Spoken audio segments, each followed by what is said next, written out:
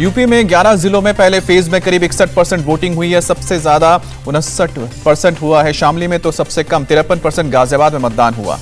मुजफ्फरनगर में 65% और मेरठ में 60% मतदान हुआ है। पहले फेज की वोटिंग में 623 प्रत्याशियों की किस्मत ईवीएम में कैद हुई है। शामली के हिंदू कन्या इंटर कॉलेज में फर्जी वोटिंग को लेकर हिंसक झड़प, एसपी-आरएलडी गठबंधन प्रत्याशी प्रसन्न चौधरी समेत 3 घायल हुए।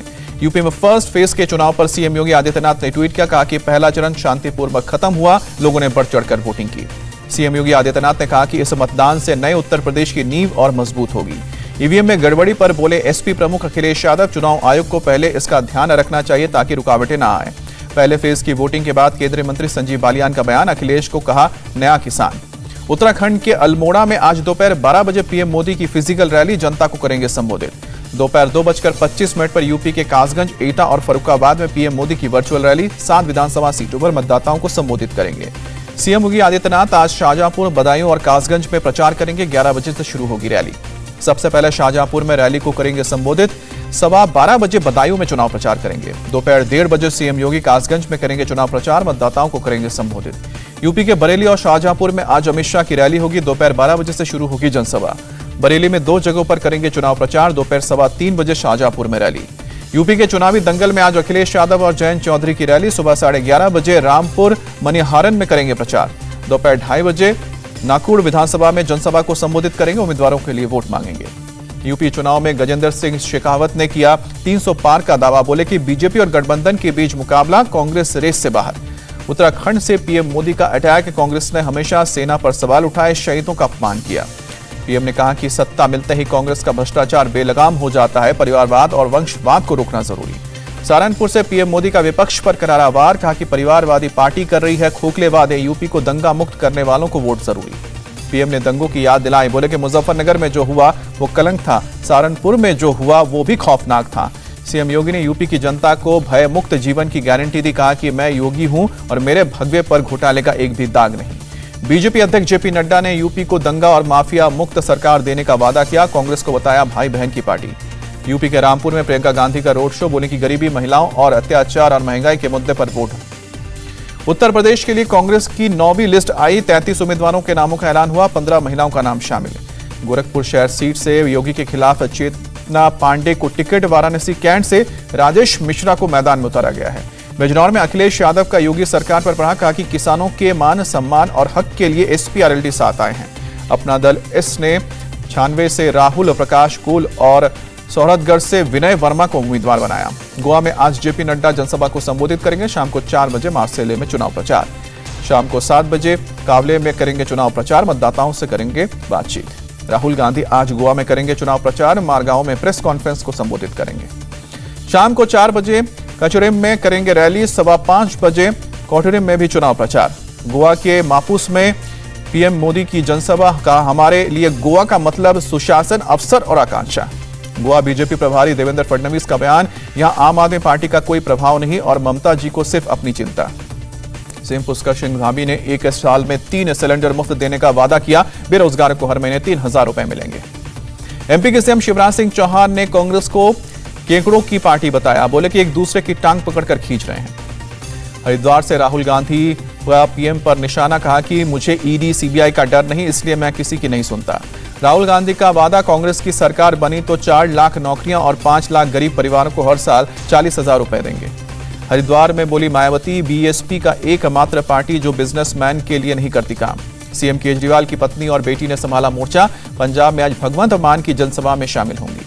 पंजाब चुनाव के लिए कांग्रेस ने दीपेंद्र सिंह हुड्डा और राजीव शुक्ला को बनाया special observers. One ocean summit को आज संबोधित करेंगे पीएम मोदी। दोपहर 2:30 बजे वर्चुअली संबोधन होगा। फ्रांस ने आयोजित किया है समिट, इकोसिस्टम को स्वस्थ और दीर्घकालीन बनाना है मकसद। राज्यसभा में आज सुबह 10 बजे बजट पर जवाब देंगी वित्त मंत्री निर्मला सीतारमण। वित्त मंत्री निर्मला सीतारमण का लोकसभा में बयान, भारत में हर गांव का विद्युतीकरण किया गया है। लोकसभा में नेता प्रतिपक्ष अधीर रंजन चौधरी ने सरकार को घेरा, पूछा किसानों की औसत आय मात्र 27 रुपए प्रतिदिन है, आपके पास कोई जवाब?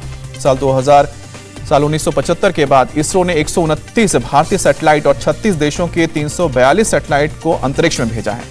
भारत के खिलाफ प्रोपेगेंडा फैलाने वाले 60 से ज्यादा सोशल मीडिया अकाउंट 2 महीने के अंदर किए गए ब्लॉक, सरकार ने दी जानकारी। राज्यसभा में अफगानिस्तान को मानवीय सहायता पहुंचाने पर हुई बात। विदेश राज्य मंत्री ने बीते 7 साल में किए गए सहयोग की जानकारी दी। नागपुर में केंद्रीय मंत्री नितिन गडकरी के घर के बाहर कांग्रेसियों का प्रदर्शन, बीजेपी कार्यकर्ताओं के साथ झड़प। कांग्रेसियों ने बीजेपी पर लगाया महाराष्ट्र को बदनाम करने का आरोप, जमकर हुई हंगामा। पश्चिम बंगाल में राज्य निर्वाचन आयोग दफ्तर के बाहर बीजेपी का प्रदर्शन के दौरान पुलिस से झड़प।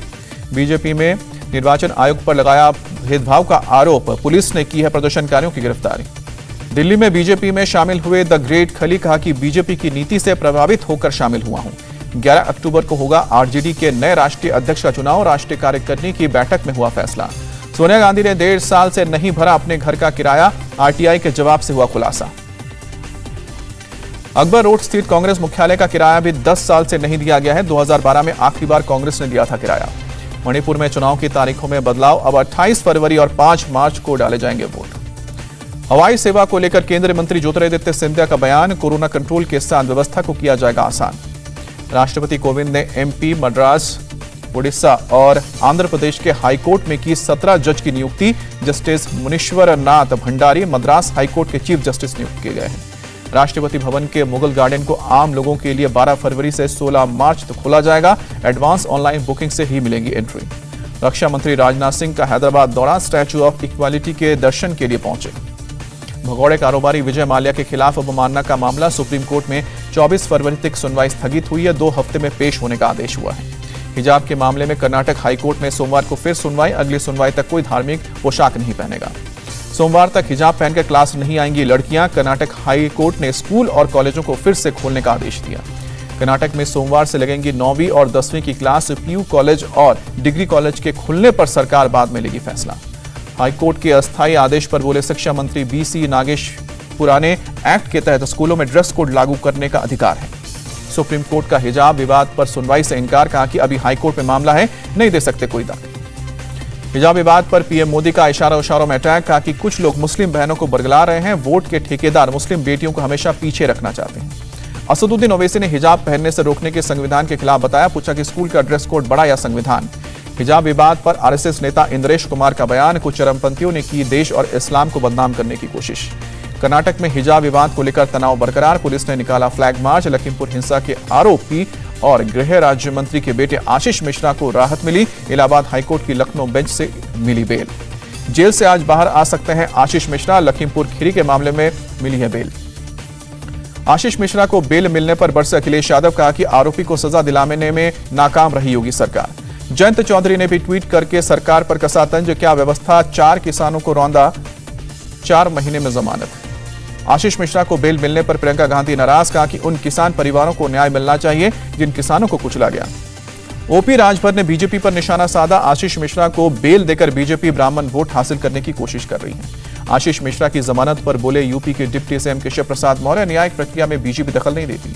देश में 24 घंटे में 67,084 नए केस आए हैं। 1000 से ज्यादा लोगों की मौत हुई है। भारत में 1,72,00,000 से ज्यादा लोगों का हुआ है वैक्सीनेशन का। एक दिन में 43 लाख से ज्यादा डोज लगाए गए।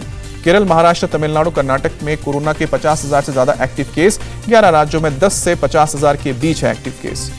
दिल्ली में पिछले 24 घंटे में कोरोना के 1,104 नए मामले सामने आए, 12 मरीजों की जान गई। तमिलनाडु में कोरोना के 3,592 नए मामले, 25 मरीजों की मौत। असम में कोरोना के 294 नए मामले साथ में आए हैं, 5 मरीजों की जान गई है। पश्चिम बंगाल में पिछले 24 घंटे में कोरोना के 817 नए केस, 26 मरीजों की मौत। गुजरात में कोरोना के 2,275 नए केस, 21 मरीजों ने दम तोड़ा। उन्नाव में अपहरण के बाद हत्या कर दफनाई गई थी युवती की लाश। आरोपी की निशानदेही पर पुलिस ने बरामद की शव। एसपी सरकार में राज्य मंत्री रहे फतेह बहादुर सिंह के बेटे रजुल सिंह पर हत्या का आरोप, पीड़िता की मां ने अखिलेश से भी लगाई थी न्याय की गुहार। गुरुग्राम में चिंतलस पैराडाइसो हाउसिंग कॉम्प्लेक्स में दर्दनाक हादसा, डी टावर में 6ठे फ्लोर की छत का हिस्सा गिरा। गुरुग्राम हादसे में मलबे से निकाला गया एक महिला का शव, मलबे में 3 लोगों के दमे होने की सूचना। मुंबई के जुहू जेपीपीडी इलाके में एक स्कूल बस में आग लगी, फायर ब्रिगेड ने काबू पाया। भारत और वेस्टइंडीज के बीच तीसरा और आखिरी वनडे मैच आज दोपहर 1:30 बजे से शुरू होगा मुकाबला। 3 मैचों की सीरीज में भारत का सीरीज पर है कब्जा। टीम इंडिया सीरीज में 2-0 से आगे। आईसीसी की ताजा वनडे रैंकिंग में विराट कोहली दूसरे स्थान पर, काबिज रोहित शर्मा तीसरे नंबर पर, पाकिस्तान के बाबर आजम पहले स्थान पर। यूक्रेन ने डॉनबास इलाके में किया युद्ध अभ्यास, टैंकों से जमकर बरसाए गोले। रूस से विवाद को लेकर यूक्रेन कर रहा है तैयारी। अमेरिका ने यूक्रेन भेजे सैन्य साजो सामान, कीव एयरपोर्ट पर उतारा विमान। सूडान की राजधानी खार्तूम में हजारों लोग सड़कों पर उतरे। देश में सैन्य शासन के खिलाफ लोगों ने किया विरोध प्रदर्शन। अमेरिका के कैलिफोर्निया तट के पास जंगलों में लगी आग, मौके पर पहुंचे फायर ब्रिगेड की टीम आग बुझाने में जुटी। इंडिया टीवी हर वक्त हर जगह डाउनलोड करने के लिए सर्च करें India TV news Google play store या ऐप स्टोर पर।